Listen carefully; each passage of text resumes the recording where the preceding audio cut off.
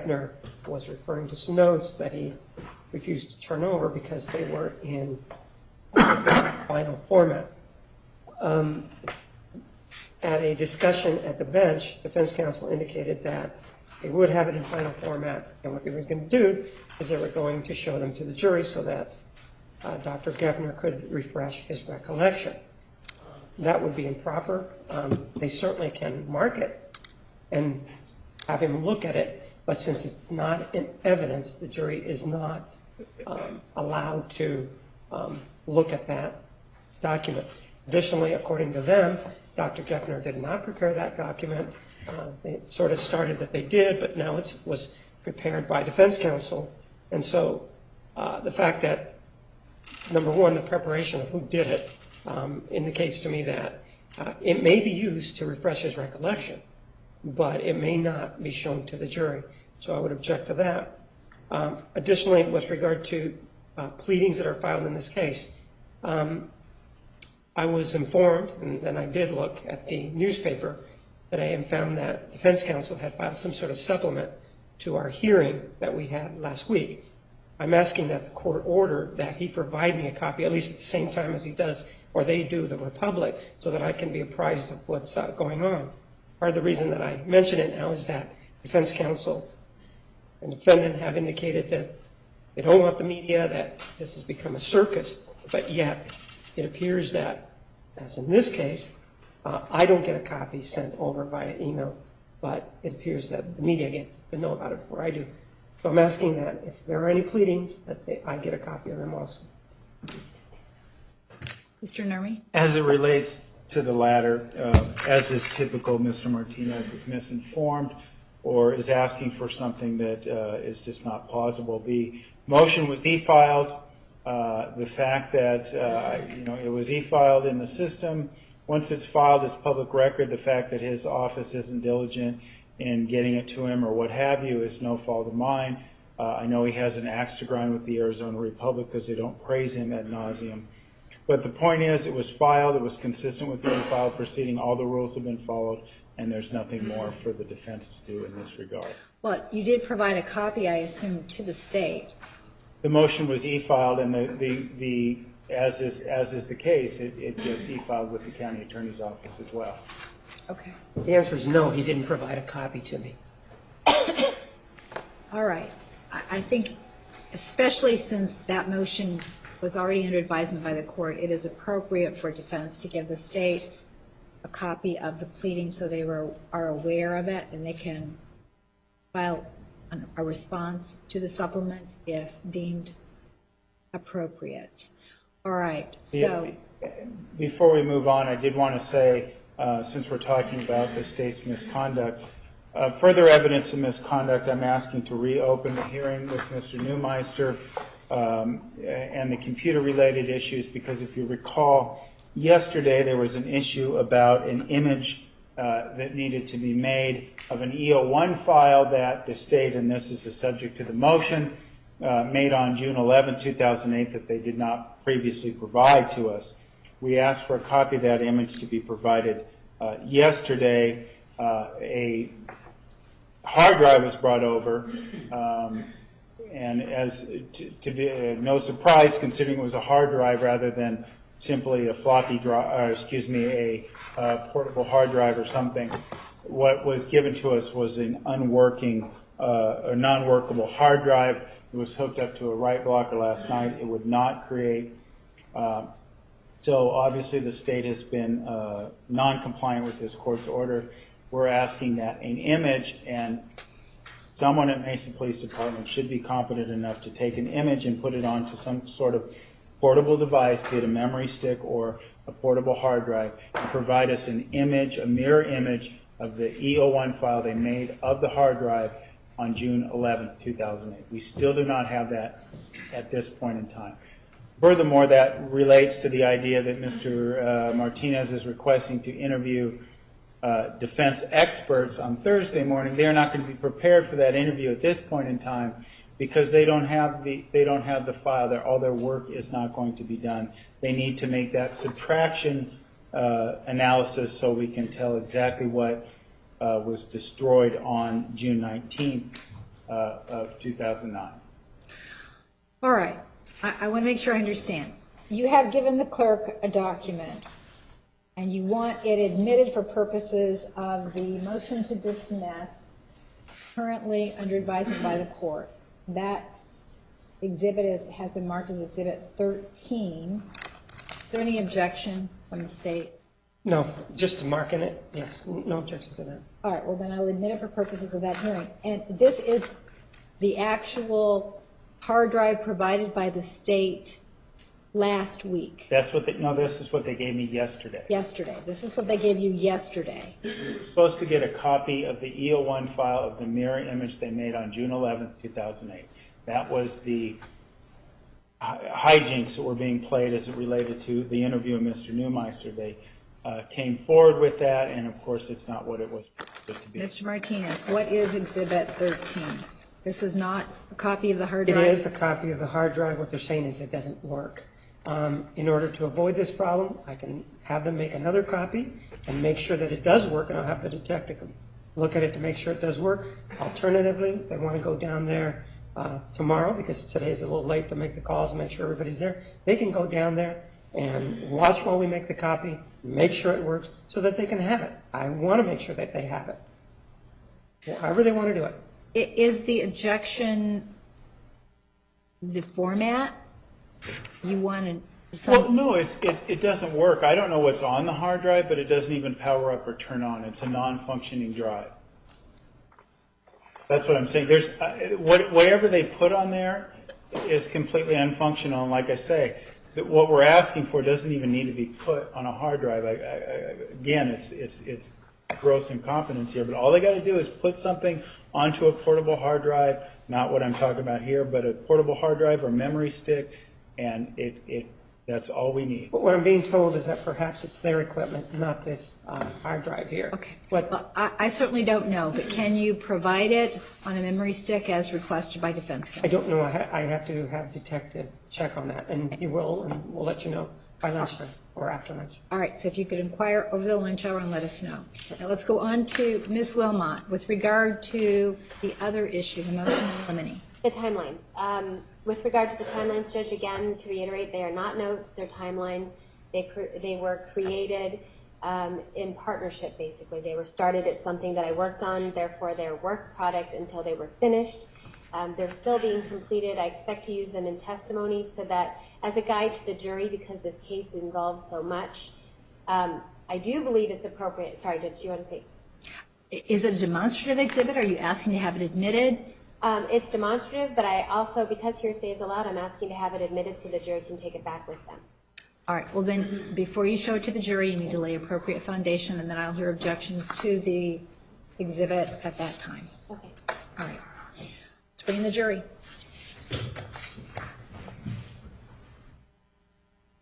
All rise for the jury.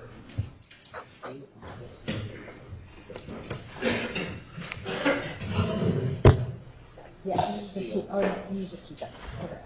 I can't do anything. Judge, we were just given some exhibits that have not previously been disclosed. I'm going to object to all of this being even shown to the jury. Why don't you approach?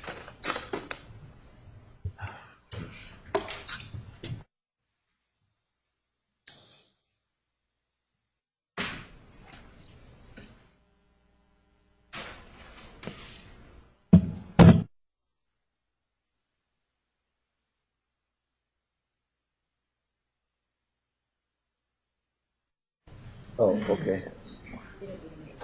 Yeah, hold on. Well, you want me to do it now, though, or what? You don't testify?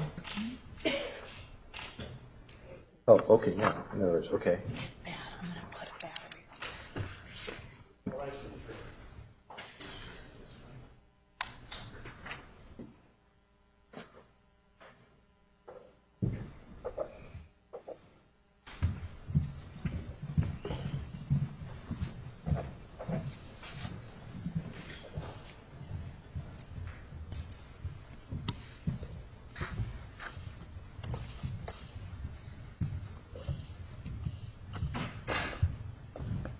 Please be seated. The record will show the presence of the jury, the defendant, and all counsel. Ladies and gentlemen, Thank you for your patience with us. Apologize for the delay in starting. Sir, you are still under oath. Do you understand? Yes, ma'am. All right. Ms. Wilmot, you may continue. Thank you, Honor. Good morning, Dr. Geffner. Good morning. You ready? Do you have water up there? Yes, ma'am. All right, so we talked a lot about testing yesterday, the different tests that you reviewed, right? Yes, And then also some testing that you and your team conducted. that is correct. Are there a few more tests that you conducted as well? Yes. Okay. I wanted to talk to you a little bit about some of those. And I believe you mentioned earlier yesterday there was a test called sentence completion and a test called the TAT. Yes. Okay, could you tell us what the sentence completion, well, you told us mainly what it is. What's the point of it? What do you get from it? Those two were what we called yesterday projective tests. They're not the normal paper and pencil. They don't have the validity scales that we spent a lot of time talking about yesterday. These are more subjective. That's what the word projective comes from. You're looking at, they're more indirect, subconscious, fears, conflicts, things like that. So sentence completion, I explained yesterday, gets more at giving this person a whole bunch of the beginnings of sentences, and they just put down the first thing that comes to their mind. The thematic apperception test is where certain pictures are shown to them, and they're asked to make up stories. And then the way we deal with them is we call it first-order interpretation. We don't really get what we call as Freudian, where you start looking at every detail. What we're looking for, is there any common themes, things that seem to show up more often that might be helpful in understanding the person's personality and things like that? All right, and were both of these tests conducted with Ms. Arias? Yes. Okay, can you give us what was it, about the sentence completion, what was important to you about that test? Some of the common themes there, and actually both of them showed similar types of themes. Okay. Difficulty with family relationships. There were some themes dealing with death or dying. There was also issues of depression, despair, things not getting resolved. A lot of her stories would end with, and it ended. In other words, there's no resolution of problems. Things just sort of ended by the person leaving the situation. That was another common theme that we found. Seeking support, seeking relationships, family and other was another one. Those would be the main areas that we found in the projective instruments without getting into too heavy. That was just, we didn't want to go more than that with interpretation. But it gave us sort of a flavor of some of the things that seemed to be going on with her that were important. And then the idea is you take that and you match it with all the other tests, behaviors, and observations. If you remember yesterday, we talked about the jigsaw puzzle. So that's another piece of the puzzle that we try to include to figure out what's going on, what the picture is. And the themes that you found in these particular projective tests, are they consistent with the objective testing that you did? Yes, and again, looking at the projectives, I mean, Objection beyond the scope of the question, yes or no? Yes. Sustained. You said yes, they were consistent? yes. And how is that they were consistent? Some of the, again, the themes were consistent with what we found yesterday. So low self-esteem, you'll remember from the objective test, was one of the key issues. Pleasing others, trying to make others happy, that's another one. Guilt, that's another one that showed up. The family relationships, lack of support, that was another consistency.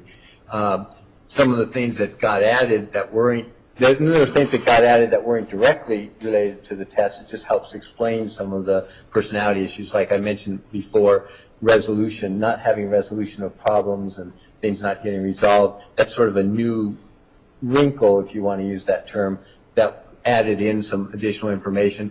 The difficulty, again, with family Objection relations. beyond the scope, consistency. He's still showing how. Overruled. You may continue. the family relationships and the difficulties was consistent with what we talked about yesterday. So there were some overlaps plus some elaboration. Okay. And when you are doing the different types of tests, whether they be objective or projective, are you looking for patterns and consistency among everything that you're doing? Yes, and then we also, but it's the opposite too. Section beyond the scope of the question. Overruled. Go ahead. Well, you're looking for consistencies to try to figure out what's going on. Things don't fit. You're not supposed to just ignore them. You're supposed to try to explain them. So it's not like, again, if we go back to the jigsaw puzzle, if we have a piece and it doesn't fit, we don't get to throw it away. We have to figure out why it doesn't fit where we think it goes and where it does fit. So you have to take everything and try to figure out if you can see what the picture is, what the puzzle is. And that's both sides, not only what's consistent, but there's something that doesn't fit that we have to now look back at. And you say you have to consider everything. Are some things more important to you than others? I don't know if I use the word important. How do you characterize different pieces of information? Are they all weighted the same with you, or? It's not quite that quantitative because, again, if we go back to our jigsaw puzzle, you have all these pieces. And if you're really going to get the whole picture, they're all important. You can't just, not have some. But if you happen to have something right in the center, then that might be a key piece. But I don't think we know ahead of time which are, quote, key or important pieces of the puzzle. That's why we want to try to get as many as possible. There's no way you're going to ever get all the pieces. So you want to get as many as possible to see if you can make a reasonable estimate of what the picture looks like and be more likely that you are correct. When we're doing this, I wouldn't say I weight something more than others. To me, they're all important, whether it's the objective testing, the projective testing, the interviews, the observations, the records. You have to look at all of them, I think. Okay. All right. And along with those two tests that we just talked about, did you also do another test called, the acronym is DATS? Yes. And what does that stand for? The Detailed Assessment of Post-Traumatic Stress. It's another one of the major trauma inventories. I'm sorry, it's another one of the major Trauma inventories. trauma inventories. What does that mean? It's assessing trauma specifically. Yesterday we talked about the TSI, the Trauma Symptom Inventory. That test looks at trauma overall. It doesn't ask, like, is there a particular event or trauma that you're focusing on? It's a little bit broader based. So the same person who produced the TSI then also produced the DAPS, the Detailed Assessment of Post-Traumatic Stress. The difference is it asks specifically about all the different traumas the person has experienced, and then also asks them to fill out a bunch of questions based on particular trauma, one that they feel is either relevant or really important. And it actually focuses on that. So it's different. It's going now from broad to much more specific. And the DAPS, is it one of those objective tests or projective? No, this is an objective test. This is one that is a paper and pencil, but it's a little bit different in that you're asking open-ended questions, like have you experienced something in your life that was a disaster? Have you been assaulted? Have you been in a situation that you thought was going to be dangerous? So, and then you have a chance to document that, and then it basically says, after you're done listing all the different types of traumas that you've experienced in your life, which one seems to be the most profound at this point, and then it says, okay, go through the rest of the questions, 100 or so questions, and answer about that trauma. So now we're talking more specifically about that particular incident or incidents. Okay. And did you give this DAPS test to Missouri? Yes. You and your team? Yes. And how many times did you do it? Twice. May I approach this? Yes. Showing what's been marked as Exhibit 770 and 769. What are those? These are the summary profiles for the two different times that we had her fill it out. I mean, I don't mean times. They were both on the same day. I meant about different times for her to look at the situation. Defense moves 769 and 770 negative. Objection made by voir dire, the witness on foundation. Yes, you may approach.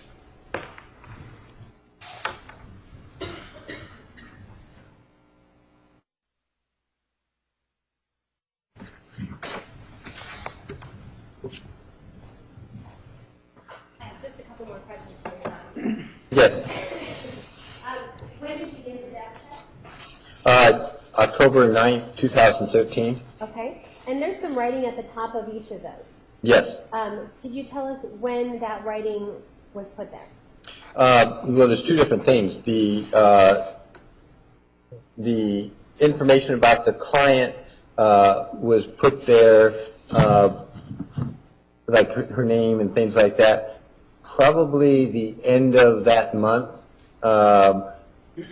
somewhere in there in October. In October of 2013? I believe so. I think it was toward the end of the month when these were being scored. Okay.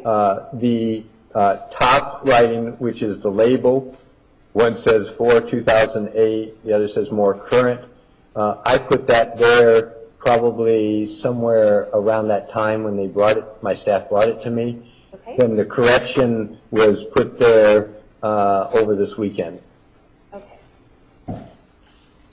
Just at this time, defense will move those into evidence. No objection. All right, exhibits 769 and 770 are Yes, amended. Your Honor.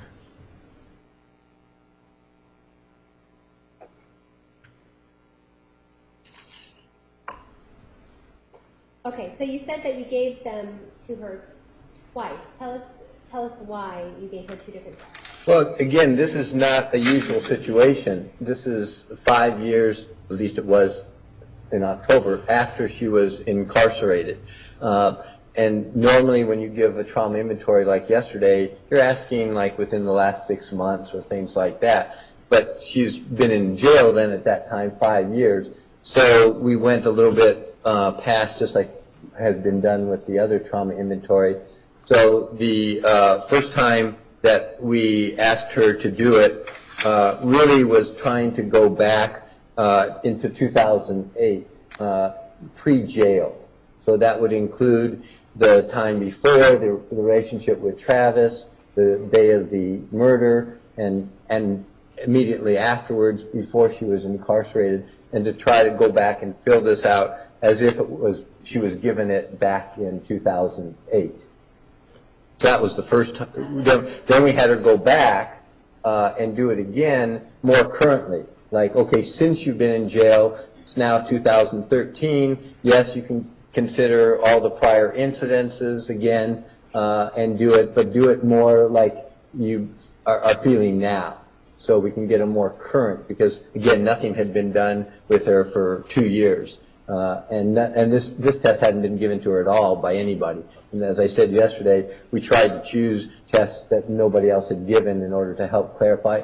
And then a couple of them, like the TSI and this one, were to get a more current picture. Just like yesterday I said, we went back in December to do the suicide probability scale and the others. Those were geared to where things were more recently.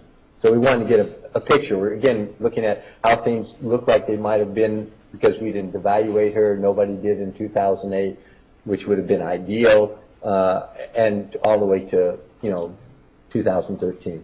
Okay. All right, so let's take a look at Exhibit 769. So we see from the writing at the top, for 2008, and then including June 4th. Yes, and you can see the error that you just asked me about.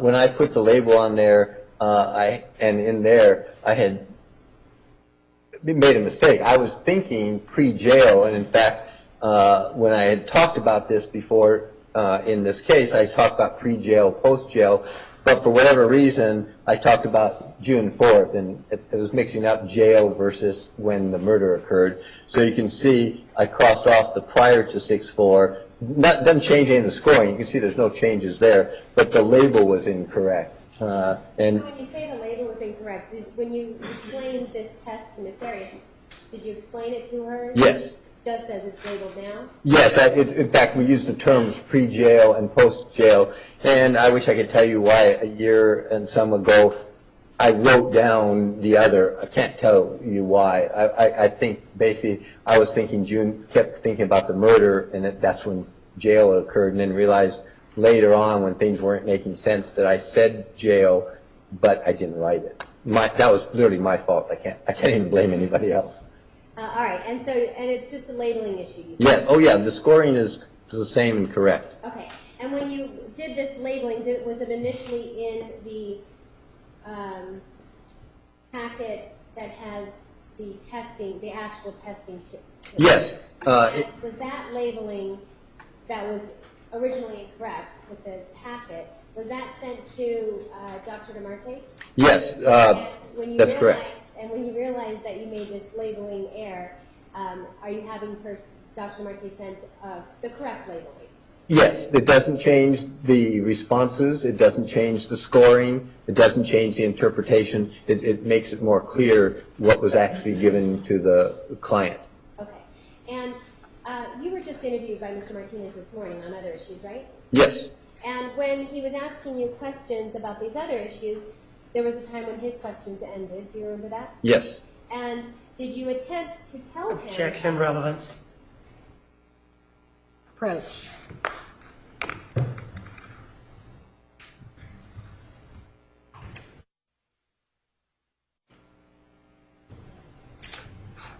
All right, so we're looking at 769. Now this one would have been, as far as chronologically concerned, this is talking about first of the time with how Ms. Arias was feeling about the timeline prior for 2008 and including June 4th. Correct. This would be prior to incarceration, and we said 2008, but we didn't limit it. The incidents that she put down here, and we can try to blow up pieces so it's a little darker. I realize we used a pencil; it's not as clear to see, I think. But basically, when I said before, she chooses, so she lists a whole bunch of different traumas she had experienced in her life, from the abuse by her parents to the knife as being held to her throat in teenage years, to being abused by her first boyfriend. So she listed all these. Then the question is, okay, which is having the most profound effect on you? And so she chose the relationship and abuse and the situation with Travis. And so we didn't specifically say, only deal with 2008, but basically, okay, go back to pre-jail and looking at that time period, which could have been part of 07 as well, which is the same thing that Dr. DeMarte did with the TSI. Again, not ideal, no real norms, but it gives you a piece of the picture. So that's what this is. So this is now focusing specifically on the interactions with Mr. Alexander. So as before, I'm sorry, did you ask me to keep going with interpretation? So this is focusing on just Mr. Alexander? Yes. Okay. On her interactions with Mr. Alexander? Correct. Okay. So what can you tell us about what we're seeing? Okay, so the first thing, just like yesterday, is we look at, these first two, which are the validity scales, positive bias or negative bias. In other words, are you more likely to deny and underreport symptoms, or are you more likely to overreport, or is it in the average range? So if you remember from yesterday, up here is the 65, which is the clinical range that we look at, and you can see there's elevation in somewhat overreporting, but it's not even at the clinical range. So it means it's a valid profile because both of these are in the normal range, but that's a little bit higher than we want. So it means she's really tuning into a lot of the symptoms. So that's the first thing we do. Then we go back and look at the scales. Okay, so tell us about the scale. So I see. And it might be easier. Zoom? Yeah, maybe it might be easier for them to see. pretty good zooming. Again, these are all different issues focusing on post-traumatic stress. So this, again, test is, again, more specific in diagnosing PTSD. But it's also talking now not about necessarily lifetime PTSD. It's talking about this particular, whatever she chose, which is the relationship with Travis and what had happened to her by Travis. And so this is the first scale here is talking about how many traumatic exposures in her life, not just Travis, did she have? And you can see there's a lot. And I just mentioned a few. You know, there's others as well that happened to her over time. So it's not related to Travis right there. And that's the only scale. It just gives you an idea that she's had lots of different traumas from, you know, childhood on. But now from here, the rest of this is all focusing now on Travis, what happened in her view the day of the murder as well as the relationship leading up to it. So this is what's called traumatic distress. So you can see again, you can't. Below the graph now is normal, down below the screen. So you can see 65, and as we go up, you're already talking about every scale there except for this one over here being severely elevated. So now if you go back down, so she, at the time that this was going on, she was experiencing significant stress. She's been having and was having flashbacks of this. This means re-experiencing the trauma, reliving it. This is doing whatever she can to try to avoid thinking of it, to avoid dealing with it. This is how much anxiety and arousal it's producing. You can see she's at the top of the scale on all these as she's trying to perceive the way it was back in 2008. This is total post-traumatic stress. This is how much it impairs her functioning, her life. This is trauma-specific dissociation. You might remember from yesterday we talked about dissociation, meaning separating out feelings from thinking, detaching, almost like you're going somewhere else or avoiding or not even able to think about it or blocking out. So this is saying there's a whole bunch of that time that she's either not thinking about or has blocked out, literally doesn't remember. That's what she's reporting. The scale that's in the normal range is this, which is substance abuse. And you'll remember yesterday, all the scales we looked at, there were a couple red flags, but everything else said there was none. And then that's what, again, you want to go back in history. And in fact, other than back in adolescence, we don't have a history of drug or alcohol use really as an issue. And then the last scale is suicidality. And that's, remember, we talked about that yesterday. Some of the other tests that when we had her go back or look at it really escalated that scale, which is why we were concerned.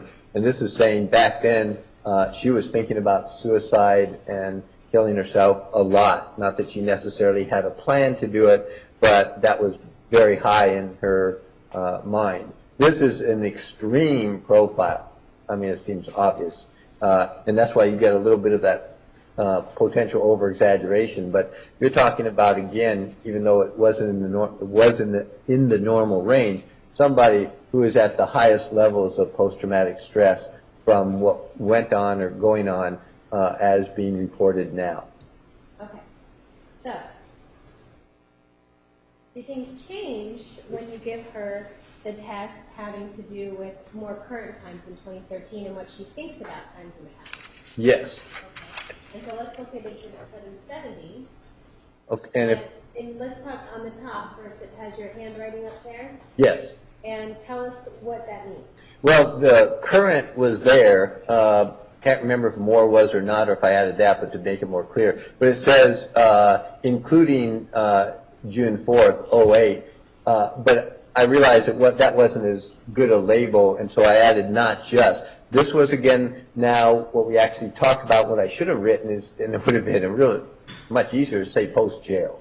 But this one is more current. So now we're talking about 2013 and saying, okay, that's still the most traumatic thing. I want you to go back and talk about that, but I want to talk more about the way you are now, and is, not thinking back to 2008. It's more like current. You've been in jail 5 years at this time. Those things are still there. I want a better feel for what's still going on. And so that's what this is. And so when you were giving this test, Ms. Arias, did you explain it to her that you're talking about 2013 and including June 4th of 2000? Yes, and the whole thing, but I wanted to do it as today, that day. Okay. So then if you can go back to the validity scales again at the left, then we'd start there again. Oh, I'm sorry, I said that wrong. So it's more current, and is it?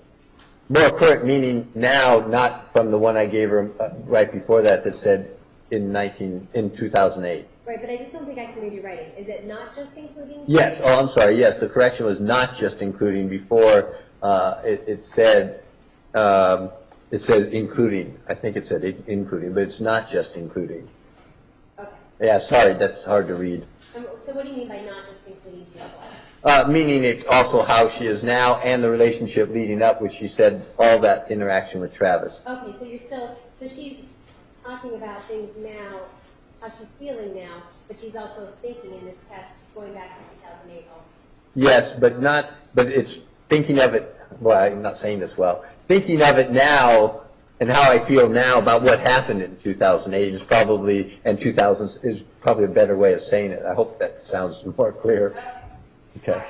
So, and did you see a big change then? Well, we definitely saw changes, but first you go to the validity scales, which are over here.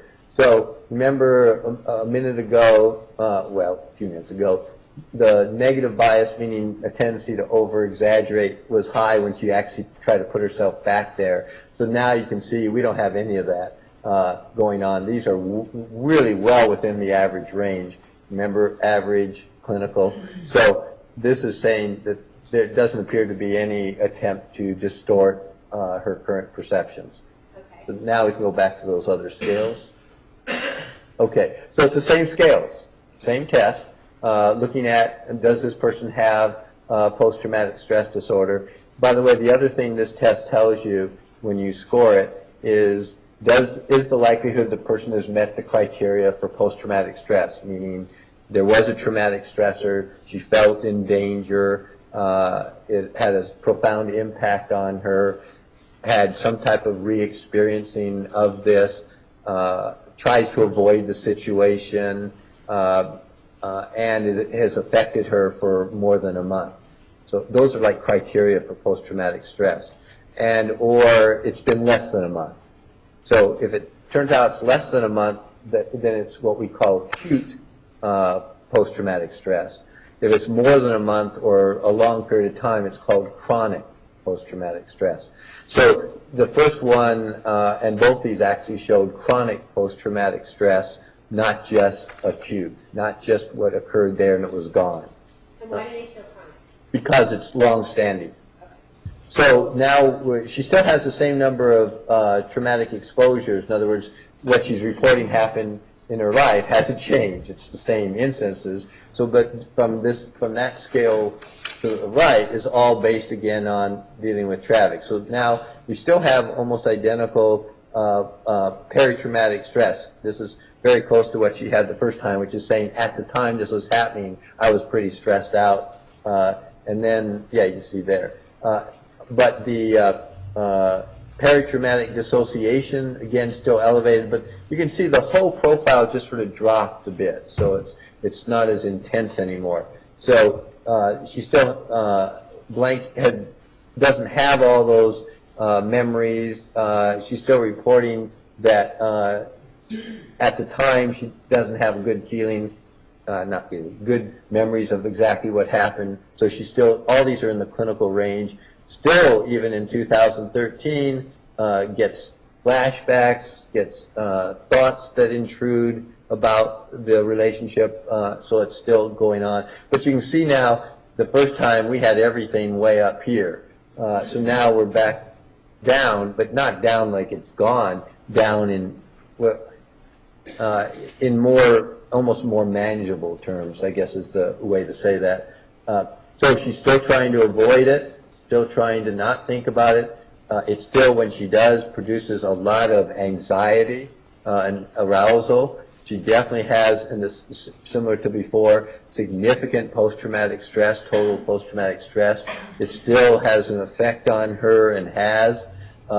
She still has a lot of dissociation about that particular trauma. In other words, still doesn't have clear memories of exactly what happened, when what happened, flashes of it. But what also drops significantly is the next two scales. We can move up now. Again, no substance abuse history, but this is the major difference that we were concerned. And this now matches the suicide probability scale that we administered, which says, like, she's no longer thinking of suicide, she's not suicidal, she's not getting those thoughts. And so that's a key. So now you have this compared to everything we talked about yesterday, which adds in now information. Okay, and the information that it adds in does what for you?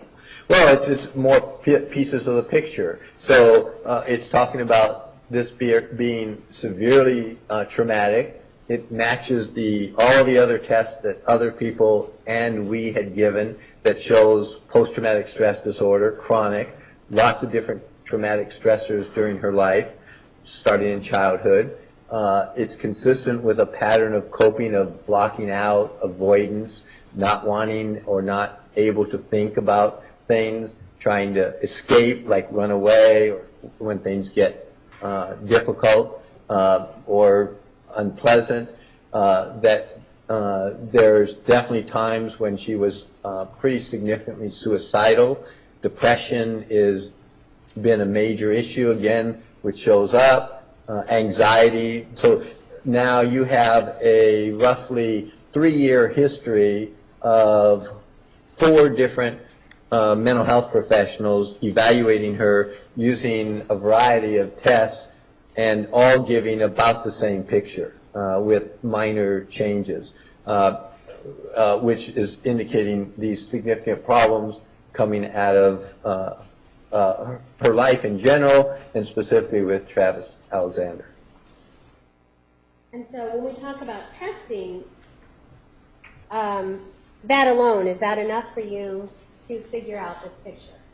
No, it gives you, and I use the word flavor, it's probably not a good choice, but it gives you sort of a picture of, what we're dealing with to start setting up working hypotheses of what may be going on and what may have caused it.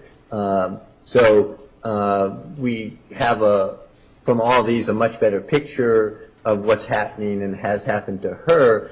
We don't necessarily have all the reasons they have happened or caused these problems, and that's why you have to now pull in interviews, observations, and records and see what matches and what doesn't.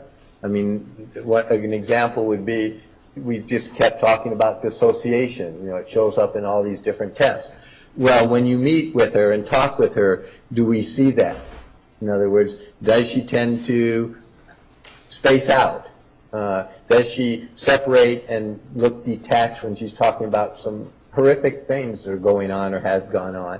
So you actually can observe to see if you find similar characteristics. So those are parts of why you have to now fill in along with records and everything else. Okay. All right. I kind of want to switch gears.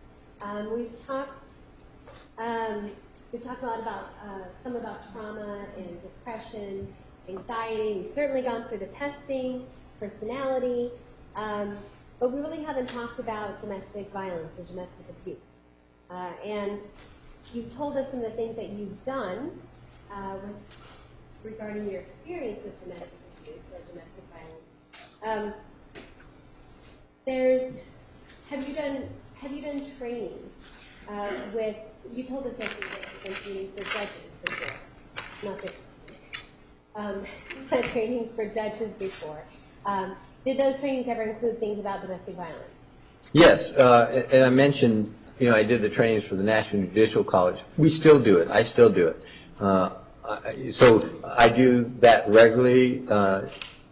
Last time was just a few months ago for the state of Louisiana. So part of the training is helping them understand, both criminal, family, juvenile court judges, the dynamics of domestic violence, the symptoms, the characteristics, how to identify. And for judges, the effects of it on both perpetrator, victim, and children.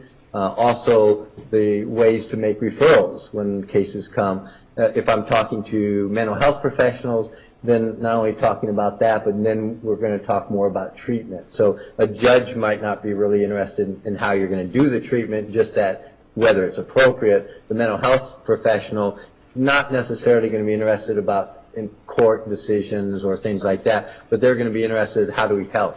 How do we help the victim recover from this and empower the victim? How do we help the offender no longer be at risk for committing abusive and violent acts? How are we going to help the children early on, hopefully, not end up repeating the cycle? So it depends on the audience, but yes, I do those trainings regularly.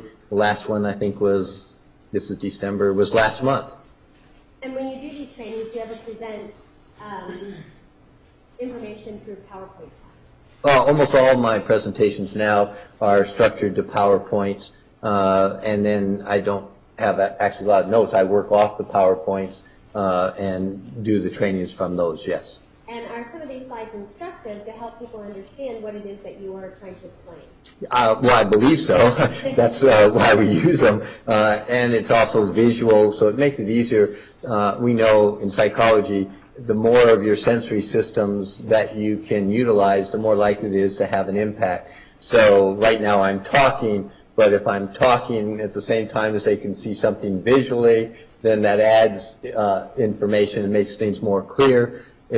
If we were actually going to be ideal, I'd want you to somehow use touch, so you can actually touch things and feel it at the same time, so you're using all your sensors. So PowerPoints add the visual component, and also that you're not just listening to my voice. All right, and then when you talk about domestic violence and domestic abuse, have you used certain slides then to help explain what these complicated issues are? Yes. And just may I approach? Oh, Yes. Should have the mark. I'm sorry.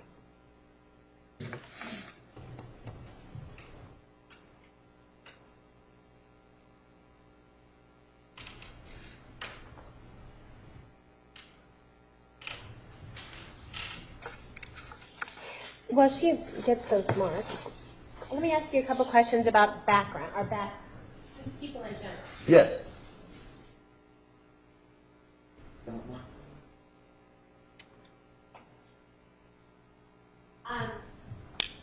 So our backgrounds, when we talk about our backgrounds, our childhoods, who we grew up with, what kind of families we had, do those things ultimately shape who we become as adults? Well, Or do they have an effect? yeah, I would like to use that word better, because shape almost sounds like we have no choice, and that definitely is not the case. But they definitely have an influence. The way we end up as adults is a combination of child rearing. It's a combination of our particular brains, our temperament, things we're born with, traits that we have, and what happens, as you develop. So it's what we call not nature, not nurture. It's a combination of nature and nurture. It means it's not all genetic, it's not all environment. It's a combination of both. The research is pretty strong in that now. So there are choices people make and things that can change over time. Just because you're born one way doesn't mean that's the way you have to be. Just because you're raised in a horrific environment doesn't necessarily mean everybody's going to turn out horrifically or traumatized. So there's a lot of differences. It's important, but there's variations. Well, let me ask you about that. If somebody grows up in a traumatic or abusive home, does that as far as your experience and knowledge in this area, does that have an effect on, or can that have an effect on the person as an adult? Yes, and it's actually a strong effect. So it's not a one-to-one. That means it's not 100%, but it's high. The best predictor now, according to lots and lots of research over the last 15 years from federal agencies and researchers worldwide, is what happens in childhood has a pretty significant predictive factor. In fact, the term is called adverse childhood experiences. If somebody grows up with pretty adverse childhood experiences like child abuse, like substance abuse in the home, like an incarcerated parent, like there's about 10 of these. That is probably the best predictor of things that happen throughout the lifespan. In fact, so much so that depending on the adverse experiences that one had, the more, like if you have 5 or more of these adverse childhood experiences, and many people have had some, but the more you have, the more likely things are going to happen throughout your lifetime if there was no treatment back in childhood. And by things, I'm not just talking about psychological problems. We're talking about medical. It turns out adverse childhood experiences is the best predictor of obesity, of cardiovascular heart attacks, of other health problems, even a predictor of earlier death and mortality. There's actually a whole chart, and I actually didn't give you that one. That would have been maybe good to show, that we use with training, that shows how what happens in childhood, adverse childhood experiences, how it affects the brain, how it affects child development. All these lead to risky behaviors, health behaviors, affects us medically, and can actually produce disease or make diseases worse. So there's a whole body of research now. In fact, one of our areas of emphasis is looking at adverse childhood experiences and the effects, long-term effects of trauma. So it does have a tremendous influence. But that, again, I want to emphasize, there's another body of research that goes along with that, which is called resiliency. So that means there's a percentage of people, kids, who have experienced the most horrific things that we can all imagine and turn out okay. And that research has helped us develop treatment programs and ways to help the others. So it's about 15% or so. So again, it's a high predictor. I mean, 80% is a pretty good predictor, but it's not everybody. So I'm sure people can think of either themselves or others who had, well, I had a rough childhood. I was spanked and, disciplined severely, and I turned out okay. Well, yes, some do. But the odds are reduced if you haven't had something that changed it along the way. And something to change it along the way, what do you mean? Well, there are actually factors that change things. It turns out a supportive authority figure or parent figure. So let's say you have really bad parents or no parents, but somebody along the line, and somebody could be a foster parent. It could be a big sister, big brother. It could be a coach. It could be a priest. Somebody sort of takes you under their wings and grabs you and says, hey, you're going to turn out okay. You're going to go to school. You're going to stay off drugs. You're not going to get in gangs. You're going to get your life together.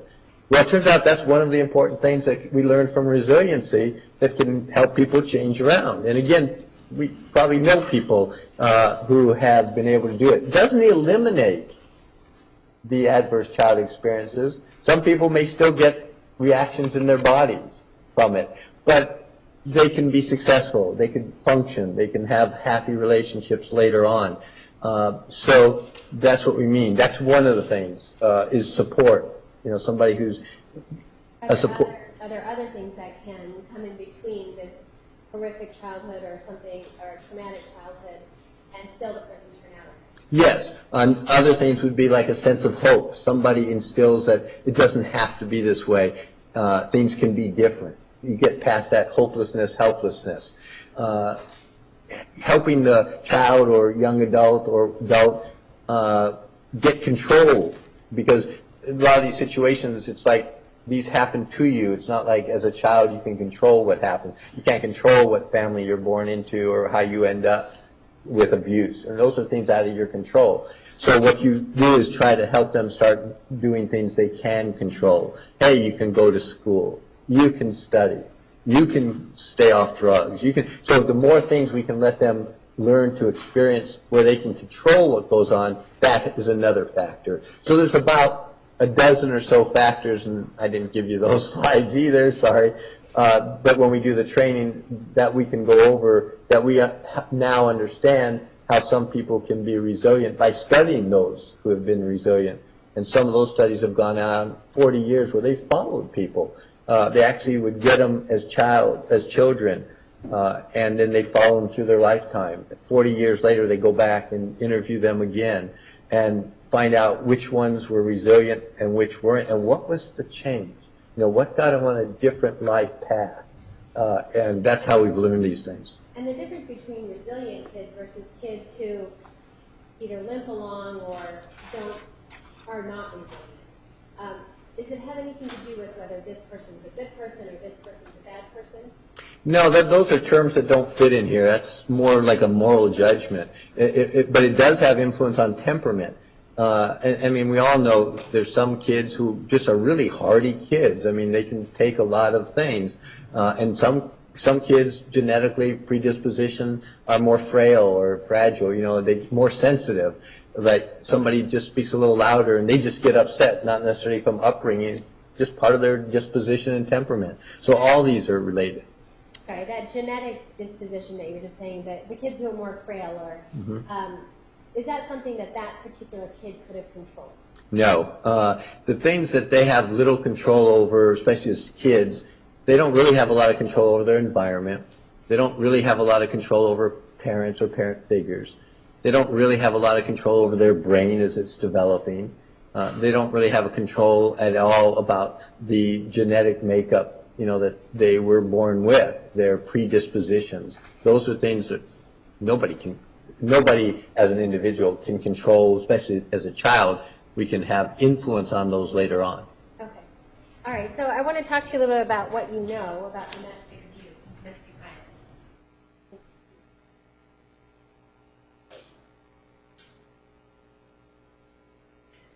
Judge, before we start with that, may we approach? Yes.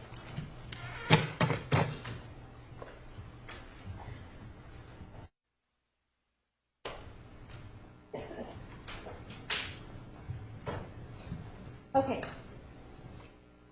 When we talk about domestic abuse, does it help to, you have a slide on abuse and aggression. Is Yes. that helpful when you're explaining to us what you mean as far as domestic abuse, domestic violence versus aggression, things, all the differences? Yes, a lot of people use terms interchangeably, so I actually made up that slide to show the distinctions. Okay. All right, I'm showing you what's marked as Exhibit 771. All right. And this is talking to us about the definitions of abuse and aggression, right? Yes. Okay, but can you tell us generally then, what is domestic abuse? Okay, domestic violence or domestic abuse, then, and I'm, again, need to just emphasize, I'm not talking from a legal standpoint. I'm not an attorney, so different states have their own definitions officially, but I'm talking about from the mental health, healthcare field. When we're talking about abuse, we're talking about a pattern of behavior where one person is basically getting their needs met at the expense of another one. They're usually doing this through intimidation, power, and control. They may do it physically, emotionally, psychologically, sexually, or verbally. I mean, any of those can be ways of controlling or trying to utilize power and control over another person. So that's what it's talking about here. It's like intimidation. It's really centered around power and control, getting your needs met at the expense of somebody else. And we're not usually talking about a one-time incident. Again, like legally, if you're in a relationship with somebody and somebody slaps, then that in many states is... Objection.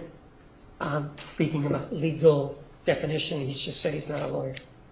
Sustain. Next question. So here we're talking... Hold on. Oh, Next okay. question.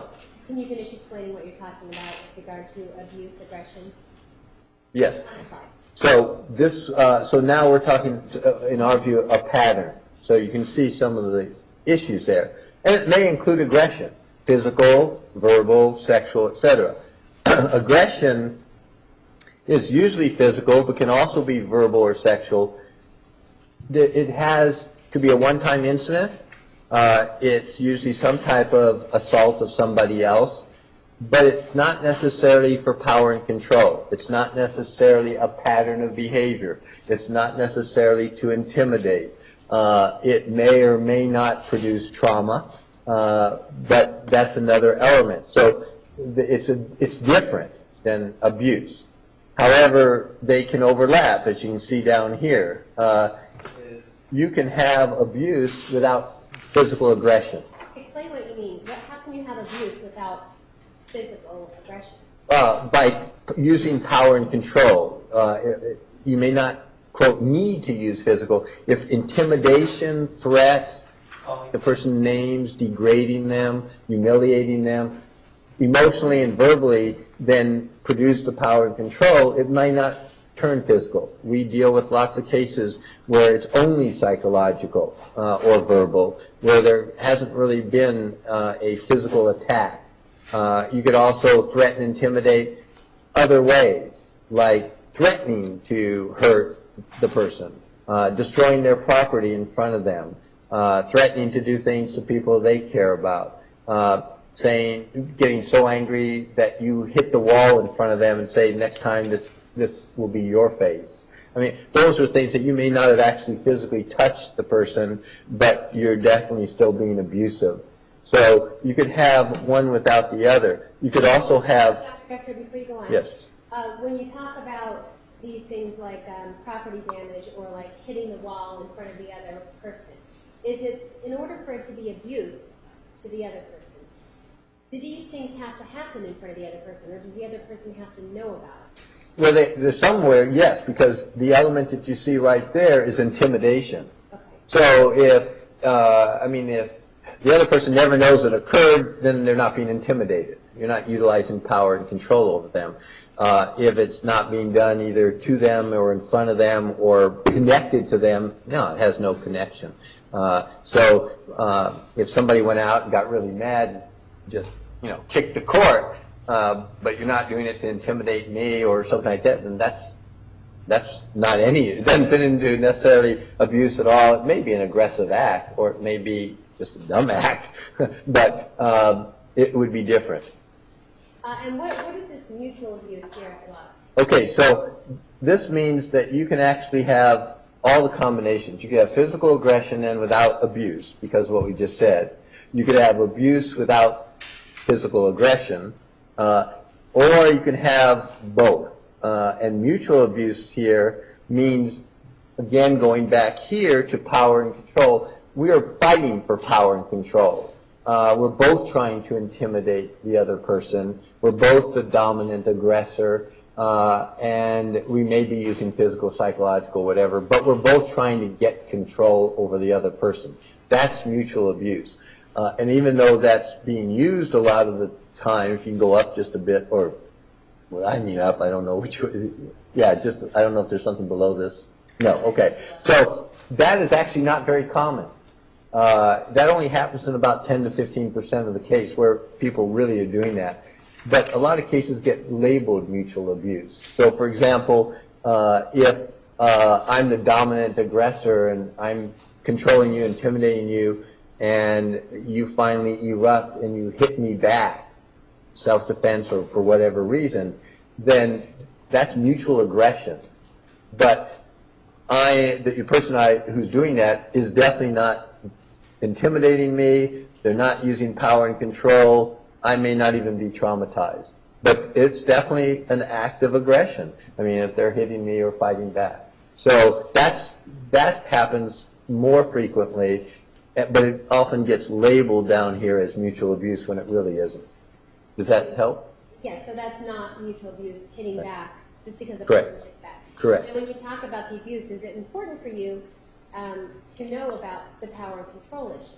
Yes, that is the primary thing. These things, power, control, intimidation, and trauma are key ingredients that we look for in trying to determine if there is, say, domestic abuse, domestic violence. Now, the other things are important, but those are the common denominators. All right, and when you're trained, you also use a slide about power and control. Yes. I'm showing you Exhibit 772. And does this give us an idea of what you're talking about when you talk about power and control? Yes, this is one slide that we modified. We did not create. It was actually created a long time ago by one of the first domestic abuse programs in the country in Minnesota, and it's called the Power and Control Wheel. I mean, it was developed to show the different ways people can control somebody else or attempt to. And you can see on the outside, you can have the physical abuse, which is pushing, shoving, hitting, slapping, choking, pulling hair, grabbing, punching, I mean, all sorts of things. This was actually developed more for males as perpetrators and females as victims. That we've modified it a bit to be more gender neutral. So these are ways that people can attempt to control somebody else. So all forming power and control. So the outside part of the wheel, so we understand it, is talking about things that are physical? Yes. And what are the, for lack of a better word, the slices of the pie? Those are different forms of potential ways of committing or maintaining or trying to gain power and control over another person, and especially in a relationship. We're really talking about relationships. Okay, so can you tell us what these mean? Yes, so this means, if we start here, isolating. And these are examples. Doesn't mean you have to have all these, but these are just examples to help people understand. Controlling what a person does, where they go, who they meet with, who they talk to. So it's like not isolation necessarily you lock them up, but it's like control over a support system, or how often they see family or other people, knowing where the person is at all times, is just isolating them so it maintains more power and control for the perpetrator. Intimidation, we'll put it underneath, is trying to scare the person, cause fear. You could do it by physical means. You could do it by voice and tone, anger, yelling. You can do it by gestures. I mean, we have kids and adults we work with that when a person looks a certain way, they know, uh-oh, this is going to really lead into a fight. I'm about to get hit. You know, it's nonverbal stuff. It still has the effect of intimidating another person. What they call using male privilege means, you know, I have the right to do that. I'm the master, I'm the breadwinner. It's my right to be in charge and to control. Can either party do that gender-wise? Yes, then you don't say male privilege, but the idea is acting as if, and remember, this developed looking more at male perpetrators and female victims, but it's talking about the rights and the power differential in society. Threats then is actually making or carrying out threats to hurt them, to hurt people they care about or love. If they have children, to actually hurt or threaten the children. You also see here threats. Another way is threatening to commit suicide. It's your fault. What you do to me, I'm going to get a gun and shoot myself. That's very controlling of another person. Why is that controlling of another person? Because you're making them feel guilty. That's the control part, is that, you know, if you didn't do what you did, it wouldn't cause me all these problems. I'm going to end up having to kill myself. If you leave, I'm going to kill myself. So it produces guilt and trauma. Okay. If you had children literally using, whoops, I put it in the wrong spot, using children, if you leave me, I'm going to take the kids and you're never going to see them again. Well, if you leave me, I'm going to court and I'm going to get custody of the kids. Or, you know, things like that. Using children to manipulate against the other parent. Sexual abuse, pressuring or forcing, either one, somebody to sexually interact when they maybe don't want to, or perform certain acts that's not comfortable for them, treating the person like a sex object, can be physically or verbally attacking them, sexually. You're the worst lover I've ever seen in my life. I just go on and on. So with regard to the sexual abuse, is that, so it's not, it doesn't have to be what we would typically call rape, where it's an outright, the person doesn't want it at all. No, in fact, all these have a continuum. So it could be from one end to the other. I mean, forcible rape, which does occur, is obviously at one end of the continuum. We've had cases where it's not only forcible rape, but sadistic forcible rape in front of kids. I mean, so things that we can't mostly imagine, we've had clients who have experienced. But so it could be, or it could be just verbally putting the person down sexually repeatedly. I mean, so no, all these have a continuum. These are all examples. Okay.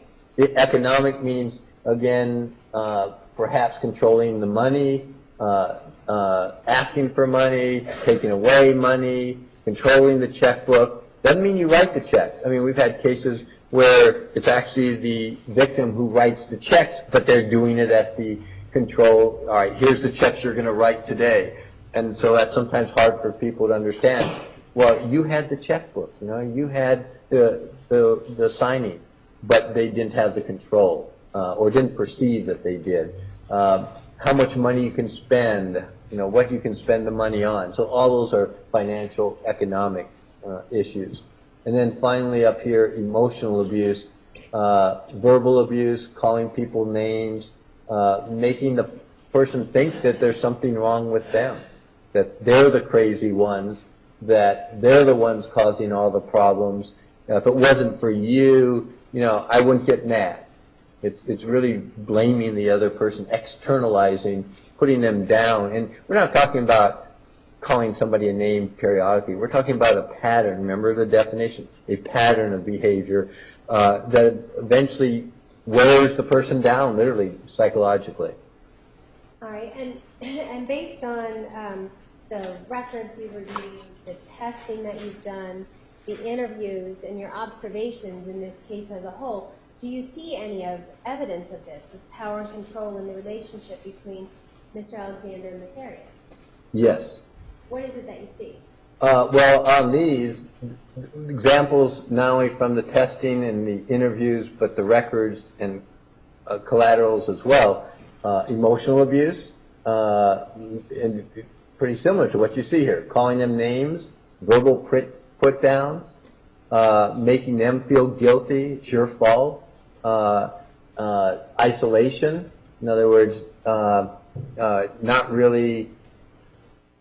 not physically isolating in this case, more emotionally isolating, so there's no support out there. We don't see a lot of that going on. I mean, the ability to have a support network, questioning about friends and who you saw and who you talked to, that would fit there. Intimidation, physical acts of literally slamming her down, choking her, hitting her, but also gestures, loud voice, yelling, arguments, yelling, a pretty important one. Loud noises showing up in our testing as a fear-inducing thing for her. Not really, I wouldn't even approach this really. I don't see a lot of evidence of that. I mean, it may be there, but don't see it. But threats, threats to commit suicide, threats to hurt, at times when anger gets out of control. Children's not an issue there. Sexual abuse, definitely. From pressure to suggesting, to intimidating, or intimating, I should say, to using sex to then end or get over arguments. Does that qualify as sexual abuse? What people call makeup sex? It is from the standpoint of how sex is being used. So in other words, you see the last thing there, it says a sex object. Yes. It's along that line. If it's mutual, then not as much. But if it's a pattern of, okay, when we make love, he's not angry anymore. When we have sex, that ends the argument. Now you're getting more like this. Is it something that the person really wanted, or is doing it to please the other person? That's the slight distinction. So in this case, we see a lot of pleasing the others, both in the sexual behavior, the types of things that went on. Anal sex, for example, is really I was going to say interesting, and I'm dealing with it academically, not interesting, not fun personally. But when you look at the different people who have interviewed her over time and the records, where even in text and other things, you're talking about saying, well, this is okay, I enjoy this, but then you start getting a hint of, it's not really comfortable. And if you remember the charts that we showed you, the tests on sexual behavior, where earlier on there wasn't one, that wasn't an elevated one, it started getting more elevated over time, and now in hindsight, looking back and saying, why did I do that? I didn't really want to. And it seemed like fun at the time, but God, I was really being used. So that's what we're talking about here. So that's a major issue. Economic abuse, somewhat, a lot of times asking for money, for her to give him money, even if she didn't have it. I mean, one of the physical altercations occurred when she said, I don't have any more money, and that ended up in an actual fight. And I think we started from emotional abuse? We started so there's a lot of things in this case, going back to, best I can tell in the records and everything else, to 2006, the end of that, 2007, and a pattern of it developing more and more over time. Okay. All right, and when you talk to us about, I think under the category of sexual abuse, when we talked a little bit about makeup sex. Yes. And when you're dealing with domestic violence and domestic abuse, you talk about in patterns, is that right? Yes, ma'am. So the different types of patterns that you see, is there a pattern to domestic violence or domestic abuse? Well, it's not as simple as that. It used to be a lot simpler. So there used to be what was called the cycle of abuse. All right, do you have a slide on that? Yes. All right, we're going to take the noon recess. All right, ladies and gentlemen, 1:25, please be back in the jury room. Please remember the admonition. You are excused. Have a nice lunch. All rise for the jury.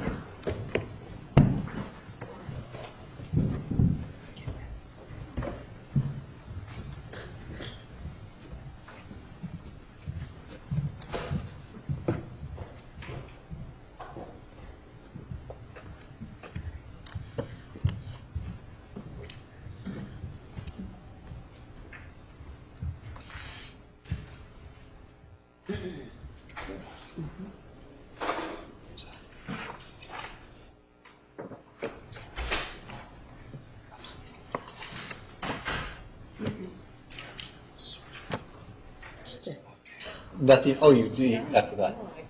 Oh, look at they talk fast too. Am I going too fast? Okay, good. Excellent. And when I get into a